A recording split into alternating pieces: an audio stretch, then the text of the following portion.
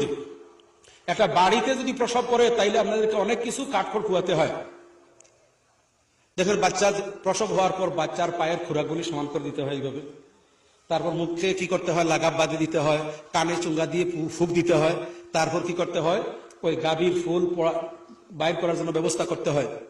কিন্তু গাভী যদি মাঠে চড়তে যায়, সেখানে বাচ্চা দেয়, তাহলে দেখা যায় যে এই সমস্ত কিছুই করতে হয় না। গাভীর সাথে বাচ্চাটি আস্তে আস্তে মেয়ে করতে করতে পেট করতে করতে বাড়িতে চলে আসে, তাই না?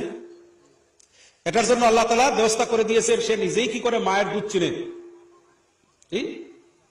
কিন্তু একটা মানুষের বাচ্চা জন্ম নেওয়ার পর তার যদি কেউ লালন পালন না করে, তাইলে তার বাঁচারও উপায় নাই। প্রথমেই তাকে কি করবে, পিঁপড়া ধরবে। পিঁপড়া থেকে বাঁচাতে হলে, মাছি থেকে বাঁচাতে হলে, মশা থেকে বাঁচাতে হলে আরেকজন মানুষের প্রয়োজন। আল্লাহ মানুষকে মানুষের জন্য বানিয়েছেন। এর জন্য বাচ্চা জন্ম নেওয়ার পর মায় তারা কি করে লালন পালন করে। মা মারা গেলে আরেকজন আল্লাহ তাআলা একজন মহিলা একজন পুরুষকে জোগাড় করে দিয়ে এরা বাচ্চাকে কি করে লালন পালন করে। কোনো না, এটা নিয়ম আল্লাহ। তাই আমাদের সবকিছু শিক্ষা করতে হয় বড় হয়। আর অন্যান্য জীবজন্তু তাদের শিক্ষা মায়ের পেট থেকে নিয়ে আসে, আস্তে আস্তে মায়ের সাথে যায়। মা ঘাস খায়, বাচ্চাও ঘাস খাওয়া শুরু করে। পুরোপুরি ঘাস খাওয়া শুরু হয়ে গেলে বাচ্চা মায়ের দুধ আর খায় না। আর অনেক পশু পাখি আছে একদিনও মায়ের দেখা আর পায় না। আপনারা দেখেছেন, কোকিল আছে আমাদের দেশে, কোকিল পাখি কুহু কুহু খুব সুন্দর ডাক দেয়। কালো রঙের কোকিল পাখি, এটা পুরুষ হয়। আর মাদি কোকিল কি হয়, পেশার রঙের হয়। দেখেছেন আপনারা? কোকিল কোনোদিন নিজের জন্য বাসা বাঁধে না। সে কি করে, কাকের বাসায় তার ডিম রেখে যায়। কাকের বাসায় কি হয়, এই ডিম ফুটে বাচ্চা বের হয়। আপনাদের কাছে বিচার, কাকের বাচ্চা কি করে, গোশত খায়। আরেকটা বিপদ হয়েছে কাকের বাচ্চা ডিম থেকে ফুটার পর তার গায়ে পালক থাকে না, একটা লাল মাংসপিণ্ড দেখা যায়। কাক এসে দেখে তার বাসায় কি আছে, একটা লাল রঙের মাংসের পিণ্ড পড়ে রয়েছে। সে তার বাচ্চা বলে গ্রহণ করে না, যেহেতু তার গায়ে কালো পালক নাই, ফয়ের নেই। সে দূরে সরে চলে যায়। কাকের বাচ্চা খাবে কিভাবে, এটা প্রশ্ন আছে না? এটা কি কেউ পরীক্ষা করেছে? কিন্তু একদল বিজ্ঞানী, আল্লাহর ওয়ালিরা, আলিম উলামারা এটা পরীক্ষা করেছে। আল্লাহ তাআলা কাকের বাচ্চা ডিম থেকে ফুটার পর এইভাবে হা করে থাকার একটা ক্ষমতা দিয়েছেন। আর হা করে থাকলে কি হয়, কাকের বাচ্চার গলা থেকে একটা দুর্গন্ধ বের হয়। আর দুর্গন্ধ পিয়াসী প্রেমিক হচ্ছে কি, মাছি। দুনিয়ার যত আবর্জনা কীটপতঙ্গের মধ্যে মাছি বেশি পছন্দ করে। আর সবচাইতে ময়লা বেশি পছন্দ করে আর একটা হচ্ছে ওই মেথরেরা, যেটাকে পালে সার্টিফিকেটের ফুলের গুঁড়া দেখা যায়। দুনিয়ার সবচাইতে খবিজ খাদ্য খায় এই চারপায়া জন্তু। গ্রামগঞ্জে বলেন যে এটার কি নাম মুখে নিলে বলে অজু চলে যায়, আসলে যাবে না, নাম করা ঠিক নয়, অত নিকৃষ্ট ভাবেন। এই মাছি হচ্ছে সেই ধরনের একটা নিকৃষ্ট, আমরা বাড়িতে থাকে, খাদ্য বসে যায়। এ সম্পর্কে আল্লাহ রাসূলের হাদিস আছে, আমি পরে বলছি। তখন সেইভাবে হা করে বসে থাকে।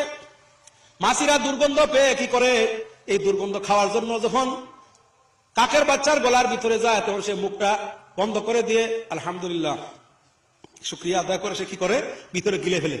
এভাবেই যতদিন পর্যন্ত কাকের বাচ্চার গায়ে কালো পর উঠে নাই, ততদিন পর্যন্ত সে খাবার খায়। বলে সুবহানাল্লাহ। এখন এই বাসাতেই কি হয়েছে, কোকিলের বাচ্চা ডিম থেকে ফুটেছে। সে খায় শুধু ফড়িং জাতীয় ওই জিনিস আর গাছের ফল। তার খাওয়া কিভাবে হবে? আল্লাহ যে আছেন, অনেকে আল্লাহ বিশ্বাস করতে চায় না, মনে করে এটা আলিম উলামা আর ওই ধর্মগুরুরা বলেছেন। আল্লাহকে তো দেখিও নাই, পাইও নাই, শুনিও নাই, কোনোদিন পাওয়া যাবে কিনা তারও বিশ্বাস নাই। এরা হচ্ছে অবিশ্বাসীর দল। এরা মুসলমানদের মধ্যে কিছু শিক্ষিত লোক এই ধরনের ধ্যান ধারণা রাখে। তাদের জন্য এই কুকুলের বাচ্চা আর কাকের বাচ্চার মধ্যেই আল্লাহর অস্তিত্বের প্রমাণ আছে। হয়েছে কি জানেন, এই দুর্গন্ধের জন্য আরো কিছু পোকামাকড় কি হয়, এই বাসায় চলে আসে। বলেন সুবহানাল্লাহ। আর ওই পোকাগুলি খেয়ে কুকিলের বাচ্চাও তার জীবন ধারণ করে। যখন তার পরগুলি শক্ত হয়ে যায়, উড়া দিতে পারে, সে গাছ থেকে অন্য গাছে চলে যায়, কিন্তু তার কোনোদিন মায়ের সাথে আর সাক্ষাৎ হয় না। বলে সুবহানাল্লাহ। তার পিতাকে সে পরিচয় জানে না। মানুষকে আল্লাহ তাআলা সেইভাবে বানাননি। তৈরি করেননি। মানুষকে আল্লাহ তাআলা এই সৃষ্টি জগতের সেরা কি আশরাফুল মখলুকাত বানিয়েছেন। এর জন্য মানুষের লালন পালন করে মানুষেরা।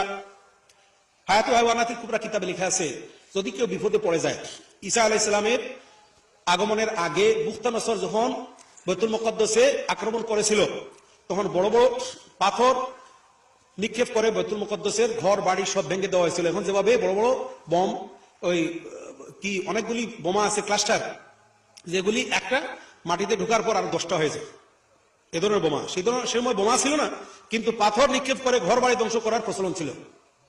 এভাবে ধ্বংস করা হয়েছে, লোকজন মারা গেছে। এই বাইতুল মুকাদ্দাসের একজন খাদিম দেখেন যে একটি ছাগি প্রত্যহ সকালবেলা বিকালবেলা সন্ধ্যার আগে একবার এই ভাঙ্গা চূড়ার ভিতর দিয়ে যায়, আবার কিছু সময় পর বেরিয়ে আসে।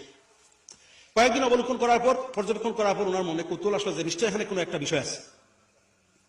তারপর লোকজন নিয়ে রাস্তা করে গিয়ে দেখা যায় যে একটি ছাগি যাওয়ার মতো রাস্তা আছে, সেইখানে ভিতরে হাতের নখ লম্বা হয়ে গেছে, পায়ের নখ লম্বা হয়ে গেছে, চুল লম্বা হয়ে গেছে, 1 বছর খানেকের বাচ্চা। অর্থাৎ সে যখন তার দুর্ঘটনায় পড়ে তখন 5-6 মাসের বাচ্চা ছিল।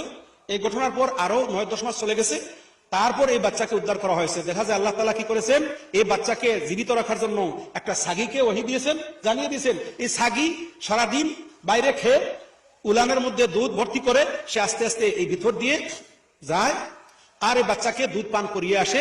এভাবেই আল্লাহ তাআলা কি করেছেন, এই বিপদগ্রস্ত বাচ্চাটিকে জীবিত রেখেছেন। সবাই বলুন সুবহানাল্লাহ। আল্লাহ একটা ব্যবস্থা করে দেন, আমাদেরকে সে ব্যবস্থা করে দিয়েছে। কিন্তু মানুষের বাচ্চা মার পেটে আসার পর আলমে আরওয়াহের কোথাও জানে না। আমি আগে বলেছিলাম যে আমরা পথিক মুসাফির রওনা দিয়েছি, কিন্তু আমাদের এই সফর বড় সাংঘাতিক সফর। আলমে আরওয়াহ থেকে যখন রূহ আসে মায়ের পেটে, তখন আল্লাহকে বলে যে হে আল্লাহ, আমি চলে যাচ্ছি, আপনাকে কিভাবে পাবো, আমাকে একটু পরিচয় দেন। এইভাবে রূহ হাত বাড়ায়, হাত মুট করে। আল্লাহ বলেন তুমি যাও, সেখানে গেলে আমার কথা শুনবে, যদি শোনো তোমার জন্য সৌভাগ্য।